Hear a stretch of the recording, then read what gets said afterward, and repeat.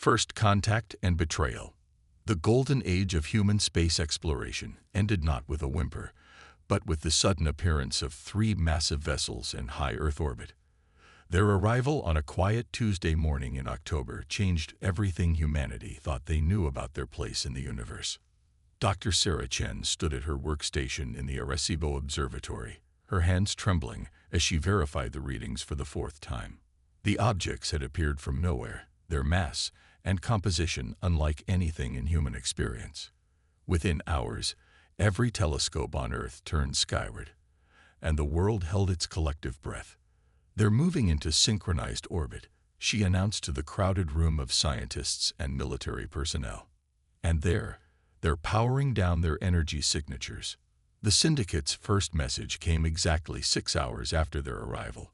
It was elegant in its simplicity. "We come in peace and partnership."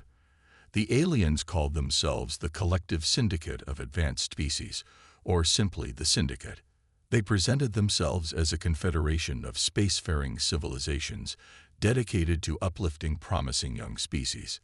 In the weeks that followed, humanity celebrated.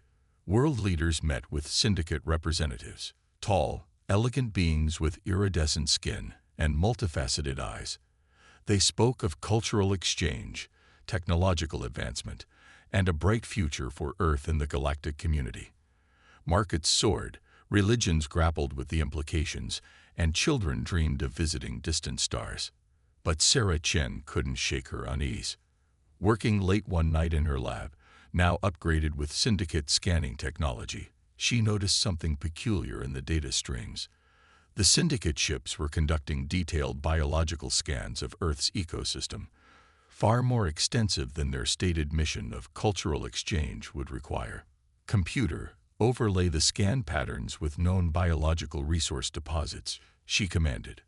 The resulting visualization made her blood run cold. The Syndicate was systematically mapping every location of significant biodiversity on Earth, with particular focus on areas rich in unique genetic material. Sarah's discovery led her down a rabbit hole of investigation. She found subtle patterns in the Syndicate's behavior that contradicted their benevolent facade. Their technology gifts were carefully chosen to make Earth dependent on Syndicate resources. Their cultural exchanges always extracted more information than they shared. Their medical improvements collected vast amounts of human genetic data. But it was the encrypted transmission she intercepted that confirmed her worst fears. The message, partially decoded, revealed the truth. Earth wasn't chosen for upliftment. It was selected for harvest. The planet's unprecedented biological diversity, coupled with humanity's remarkable genetic adaptability, made it a precious resource in the galaxy. Sarah rushed to compile her evidence, sending urgent messages to every authority she could think of. Most dismissed her as paranoid. A few listened but felt powerless to act. The Syndicate's gifts had already become deeply embedded in Earth's infrastructure. The Syndicate struck 3 days after Sarah uploaded her findings to a public server. Their ships, previously dormant in orbit, suddenly activated massive energy weapons. The first targets were military installations and communication centers. The Syndicate's ground forces, hidden within their cultural exchange vessels, deployed simultaneously across the globe. As chaos erupted, Sarah found herself running through the corridors of the observatory, clutching a hard drive containing her research. Behind her, she could hear the measured steps of Syndicate security forces. They knew she had discovered their secret, and they couldn't allow that knowledge to spread. She reached the facility's backup generator room, barricading the door behind her. With trembling hands, she initiated a worldwide broadcast on an emergency frequency she had discovered in the Syndicate's own communications network. "To all humanity," she began, her voice steady despite her fear. "We are under attack. The Syndicate isn't here to help us. They're here to harvest us. But they've made a crucial mistake. They think we're just another primitive species to be exploited. They don't understand what humanity is capable of when we're fighting for our survival." The door behind her began to glow red as Syndicate weapons attempted to burn through.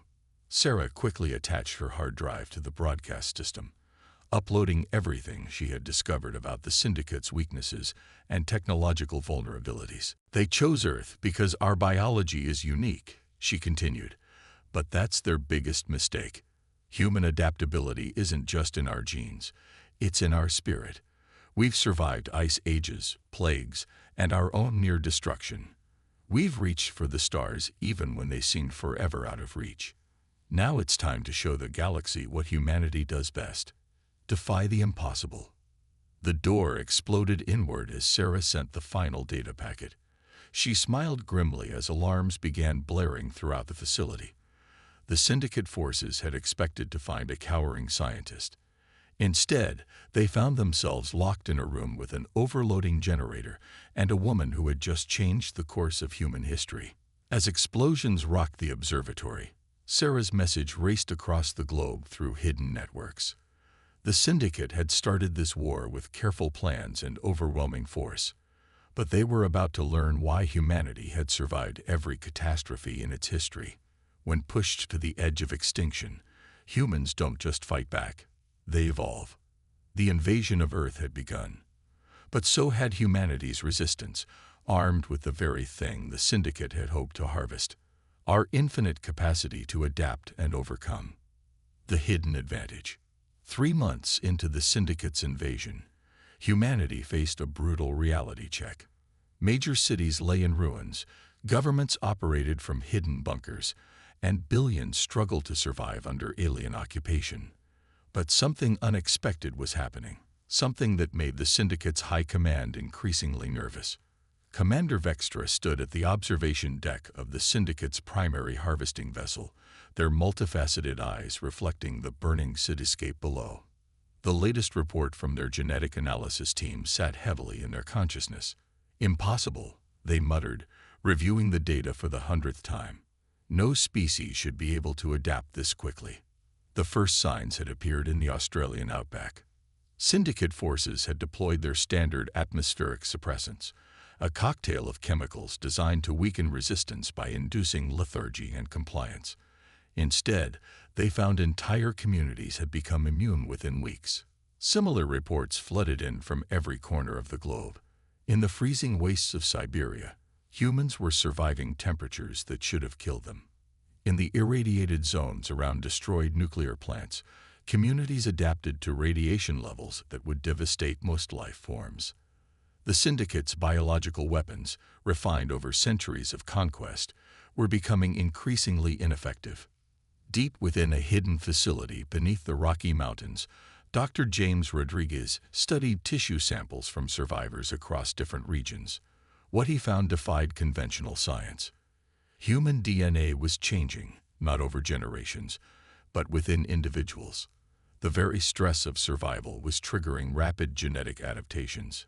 "It's like our junk DNA isn't junk at all," he explained to the assembled military leaders. "It's a toolkit for survival, and the Syndicate's attacks are giving us the key to unlock it." The Syndicate had chosen Earth for its unique biological diversity, but they had gravely miscalculated. Humans weren't just another species to be harvested. They were the apex of terrestrial evolution, the product of millions of years of survival against all odds. In Tokyo's underground resistance network, 17-year-old Yuki Tanaka discovered she could sense Syndicate energy signatures. At first, they thought she was imagining it, until her ability helped them ambush 3 Syndicate patrols. Soon, others began manifesting similar capabilities. The Syndicate's own energy weapons had triggered dormant human potential.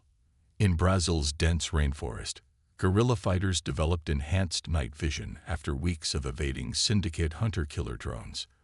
Their eyes, studied in secret labs, showed subtle structural changes that shouldn't have been possible in a single generation. The Syndicate's harvesting operations began encountering unprecedented difficulties. Their extraction teams reported humans surviving in environments flooded with their strongest biotoxins. Resistance fighters recovered from wounds that should have been fatal. Each attempt to suppress human populations only seemed to make them stronger. Commander Vextra called an emergency meeting of the Syndicate High Council. "We must adjust our strategy," they insisted, projecting images of human genetic sequences. This species, they're not just adapting. They're evolving in response to our presence. Every weapon we use against them becomes a tool for their advancement. In the ruins of London, Professor Emily Blackwood made a breakthrough that would change the course of the war. Studying data from around the world, she discovered that human adaptation wasn't just physical, it was collective. We're not just changing individually, she broadcasted on the Resistance's secure network. We're evolving as a species. Every adaptation, every survival trait, somehow gets shared through our population. The Syndicate isn't just fighting individuals, they're fighting the combined adaptive potential of all humanity. The Syndicate's research division confirmed her findings with growing alarm. Human genetic material showed signs of quantum entanglement. Their DNA was somehow communicating and sharing successful survival traits across vast distances. It was unprecedented in galactic history. In their desperation, the Syndicate escalated their attacks, hoping to overwhelm human adaptation through sheer force.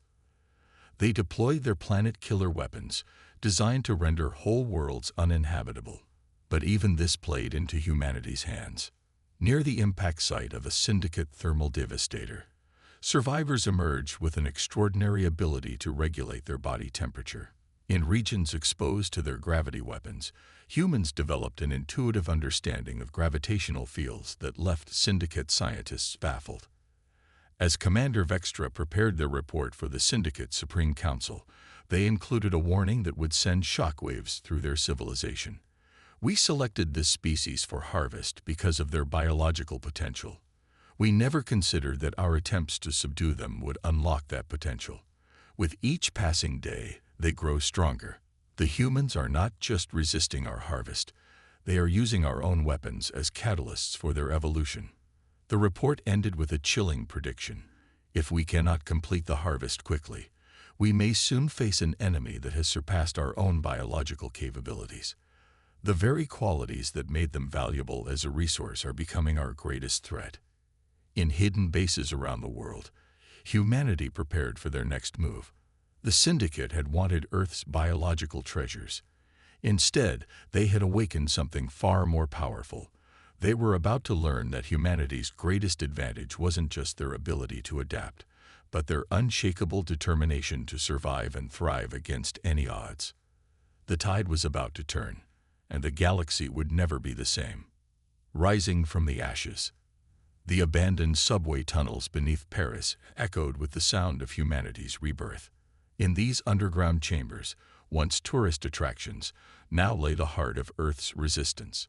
Scientists, soldiers, and survivors from every nation worked together, their former conflicts forgotten in the face of extinction. General Maria Santos stood before a holographic display of global resistance networks, her weathered face illuminated by the blue glow of stolen Syndicate technology. A year into the invasion, humanity had learned to turn their enemies' weapons against them. "Show me the latest adaptation zones," she commanded.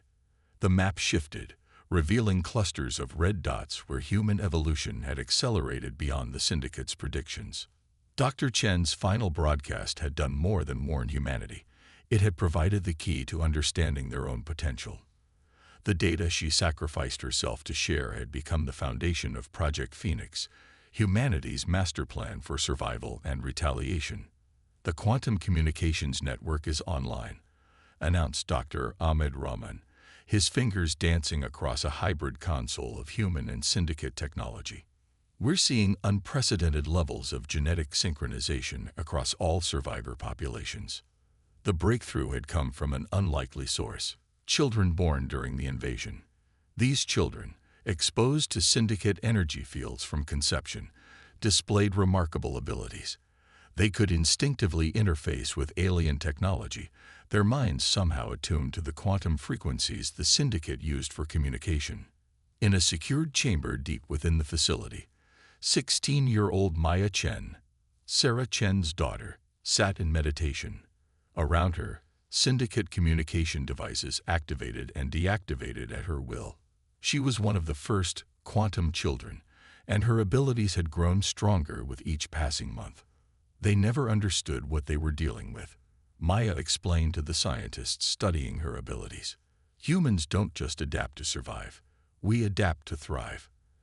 Every weapon they used against us became a teaching tool for our evolution.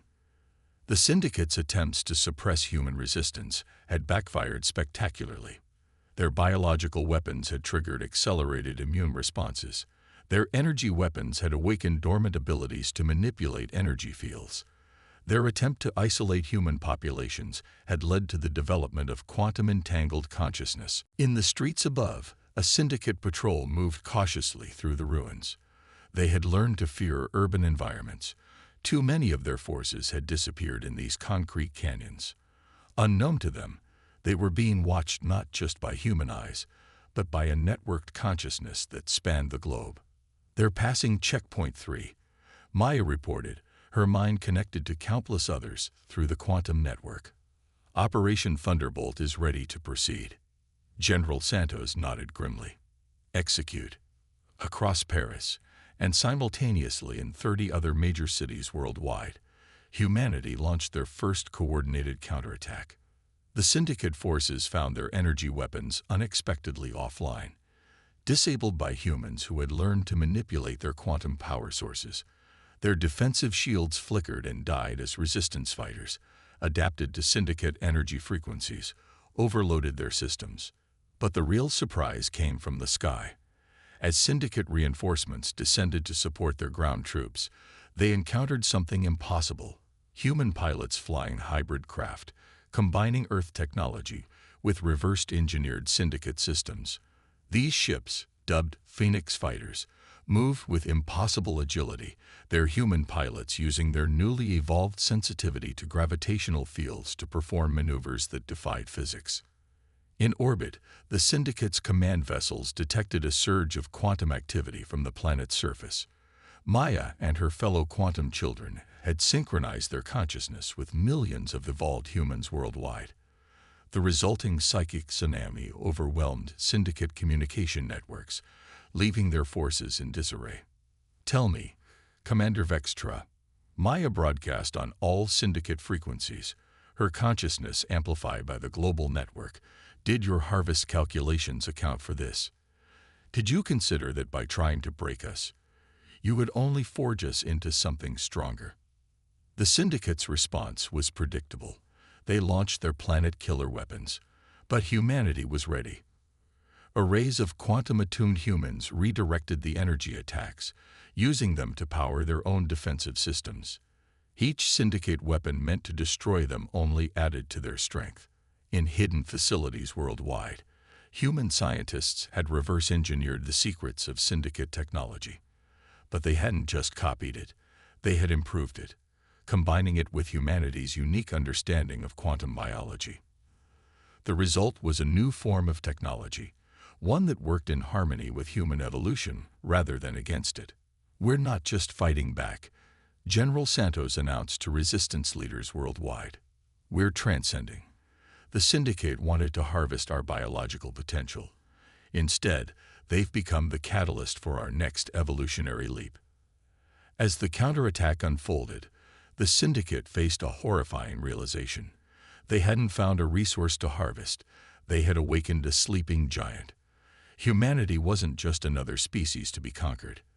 They were the ultimate survivors, and now they were ready to take their place among the stars. The war for Earth had become something more. It was humanity's graduation test, their proof that they weren't just ready for the galaxy, they were ready to reshape it. The Syndicate had wanted Earth's biological treasures, but they had succeeded only in creating their own worst nightmare: a unified, evolved humanity with the power to challenge their dominion over the stars. The next phase of the war was about to begin, and this time, humanity wouldn't be fighting for survival, they would be fighting for their destiny among the stars. The counterstrike. 6 months after Operation Thunderbolt, humanity's first successful global counterattack, the war moved beyond Earth's boundaries. The transformed human race was ready to take the fight to Syndicate space, but they weren't going alone. The massive ship, Terra Nova, emerged from Earth's atmosphere, its hybrid hull gleaming with the combined brilliance of human innovation and adapted Syndicate technology. On its bridge, Admiral Helena Rodriguez watched as her fleet assembled in high orbit, the first human battle group prepared for interstellar warfare. All ships reporting ready, Admiral, announced Captain David Chen, Maya's older brother. Like many of the fleet's crew, he had developed abilities that made him uniquely suited for space combat. His enhanced neural pathways could process spatial information faster than any computer. The fleet's destination was Nexus 7, a major Syndicate supply hub, and more importantly, home to dozens of subjugated species. Intelligence gathered through the quantum network had revealed a crucial truth. Earth wasn't the Syndicate's first target, merely their latest. Begin jump sequence, Helena ordered. The fleet's engines hummed with a new kind of power, quantum drives developed by combining human consciousness with Syndicate technology. As the ships accelerated, reality itself seemed to bend around them. The journey to Nexus 7 took 3 days instead of the expected 3 weeks. The human fleet had already surpassed Syndicate capabilities in faster-than-light travel, their evolved understanding of quantum mechanics allowing them to navigate space-time in ways the Syndicate had never imagined. They emerged from quantum space directly above Nexus 7's capital city. The Syndicate's defensive fleet, caught completely off guard, scrambled to respond. But humanity had not come to destroy. Broadcasting on all frequencies, Maya's voice rang out across space. She stood in the Terra Nova's quantum communication chamber, her consciousness linked with thousands of other evolved humans. To all non-Syndicate species on Nexus 7, we are from Earth. We know what the Syndicate has done to your worlds. We're here to offer you a choice.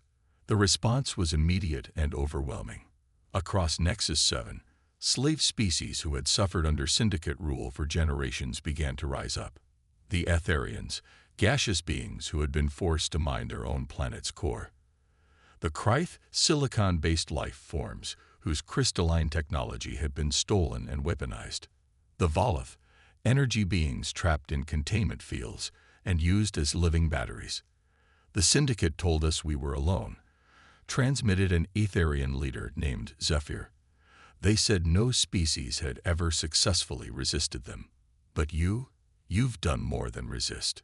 The battle for Nexus 7 lasted less than a day. The Syndicate's forces, already struggling to adapt to humanity's evolved capabilities, found themselves overwhelmed when their former slaves joined the fight. Each species brought their own unique abilities and technologies to the Alliance. In the aftermath, aboard the Terra Nova, representatives from a dozen former slave species gathered to form what would become known as the Liberation Coalition. Human quantum biology had given them something the Syndicate never had, the ability to truly connect and communicate across species barriers. "We've lived in fear for so long," said Creedle, a Kryth elder, their crystalline form resonating with emotion. "The Syndicate kept us isolated, made us believe we were weak. But your species has shown us that adaptation and unity are more powerful than any weapon." The Coalition's first act was to share information.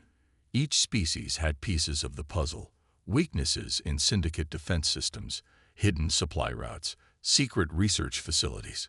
Combined with human quantum intelligence networks, they created a complete map of Syndicate space and power structures. But the greatest discovery came from the Volith. As energy beings, they had sensed something in human quantum evolution that even humans hadn't fully understood. "Your species isn't just adapting," explained Volra, a Volith sage. "You're approaching a state of existence we thought was only theoretical, conscious quantum coherence on a species-wide scale." The implications were staggering. Humanity wasn't just evolving better ways to fight. They were evolving beyond the conventional boundaries of biological existence. The Syndicate's attempt to harvest Earth's biological potential had initiated a transformation that would reshape the understanding of life itself. As news of the Liberation Coalition spread across Syndicate space, more enslaved worlds began to resist. The human fleet, now joined by ships and crews from allied species, moved from system to system, breaking Syndicate control and freeing trapped civilizations. Each liberated species brought new perspectives, new technologies, and new ways of understanding the universe. Human quantum consciousness proved to be the key that united them all, allowing for levels of cooperation and advancement that the Syndicate, with its philosophy of dominance and isolation, could never achieve. "We didn't just survive their harvest," Admiral Rodriguez told the growing coalition fleet. "We became something they never imagined possible. A bridge between all forms of life, a key to unlocking the true potential of every species they try to enslave." The Syndicate's empire, built on exploitation and fear, began to crumble. But as the coalition pushed deeper into their territory, they discovered something that would change the nature of the war once again. Evidence that the Syndicate itself was running from something that had driven them to desperately harvest the biological resources of countless worlds. As the fleet prepared for their next major offensive, Helena looked out at the assembled ships of the coalition. Human vessels flying alongside Aetherian gas clouds, Kryth crystal ships, and Volith energy constructs. They had started this journey fighting for Earth's survival. Now they were fighting for something far greater: the freedom and future of all life in the galaxy. The final battle was approaching, but its true nature would prove to be far different from anything they had imagined. A new dawn. The Syndicate's capital world, Primart Prime, loomed before the coalition fleet, a planet-sized fortress of twisted metal and pulsing energy fields. But it wasn't the formidable defenses that gave Admiral Helena Rodriguez pause. It was what their quantum sensors had revealed beneath the surface. "The readings are confirmed," Maya Chen announced, her consciousness linked with the combined quantum network of humans and liberated species, the Syndicate's entire civilization. "It's dying." The truth they had discovered was beyond anything they had expected. The Syndicate wasn't just an empire of conquerors. They were refugees, running from a catastrophe of their own making. Centuries ago, their attempt to artificially accelerate their evolution had backfired, creating a cascading genetic degradation that was slowly destroying their species. Their harvest program, Dr. Rahman explained to the Coalition Council, wasn't about domination. They were searching for genetic material to save themselves. Earth's unique biological diversity wasn't just valuable, it was their last hope. In the quantum communication chamber, representatives from dozens of liberated species debated their next move. The Syndicate had caused untold suffering across the galaxy, but their desperation was now understandable. They had become monsters in their attempt to survive. "We could end them," Zephyr, the Aetherian leader, suggested. "After what they've done to our worlds, our people." "No," Maya interrupted, her quantum-enhanced consciousness reaching out to touch the minds of all present. "We've evolved beyond revenge. We can be something better." The Coalition's final approach to Primarch Prime wasn't a battle formation. It was a diplomatic mission. As their ships entered orbit, Maya broadcast a message that would change the course of galactic history. To the Syndicate High Command, she began, her consciousness carrying not just words, but the combined empathy of billions of evolved minds. "We know why you did what you did. We understand your fear. But there's another way." The response came not in weapons fire, but in a desperate transmission from Commander Vextra, now supreme leader of what remained of the Syndicate. "You've seen our truth. Why would you offer help to those who tried to destroy you?" Helena stepped forward, her voice joining Maya's in the quantum broadcast. "Because that's what makes us human. We don't just adapt to survive. We adapt to help others survive. Your attempt to harvest our potential didn't just make us stronger. It taught us how to share that strength." On the surface of Primart Prime, something unprecedented began. Human quantum biologists worked alongside Aetherian energy manipulators and Kryth crystal healers. The Volith contributed their understanding of pure energy states, while other species added their own unique perspectives and abilities. Together, they didn't just find a cure for the Syndicate's degradation. They discovered a new understanding of life itself. The human ability to adapt, combined with the diverse knowledge of coalition species, revealed patterns in the quantum fabric of existence that transformed their understanding of biology, consciousness, and evolution itself. Your mistake, Maya explained to the syndicate leadership, was thinking evolution was about competition and survival alone. But it's really about connection, about finding new ways to thrive together. The transformation of syndicate society was profound. As their genetic degradation was reversed, they began to experience the quantum connections that humanity had evolved. For the first time in their history, they could truly understand the consequences of their actions, feeling the echo of pain they had caused across the galaxy. But healing came in many forms. The coalition didn't just save the syndicate biologically, they helped them evolve beyond their fear-driven existence. Former slave species worked alongside their former oppressors, turning weapons of war into tools of creation. Harvest ships became vessels of exploration and discovery. 1 year after the arrival at Primarch Prime, representatives from every known spacefaring species gathered for the formation of something new, the Galactic Concordat. It wasn't just an alliance or a government. It was a new way of existing, based on the principles of shared evolution and mutual growth. We stand here today. Helena addressed the gathered species, not as conquerors or victims, but as pioneers. The Syndicate's desperate quest for survival led them to Earth, and in doing so, they catalyzed something remarkable. Not just human evolution, but the evolution of galactic civilization itself. Maya, her consciousness now able to touch minds across light years, sensed the quantum web of connection growing stronger with each passing moment. This is just the beginning, she realized. We've learned to adapt, to evolve, to connect across the boundaries of species and space, but there's so much more to discover. The stars above Primarch Prime shone on a galaxy transformed. Humanity had not just survived an invasion. They had helped create a new form of civilization, one where evolution meant cooperation instead of competition, where strength came from diversity rather than dominance. And in the quantum consciousness that now spanned the galaxy, countless minds turned toward the future, ready to face whatever challenges awaited them, together. The harvest that was meant to end humanity had instead seeded the stars with something far more powerful: hope. The dawn of a new era had begun, and its light would shine across the cosmos for generations to come.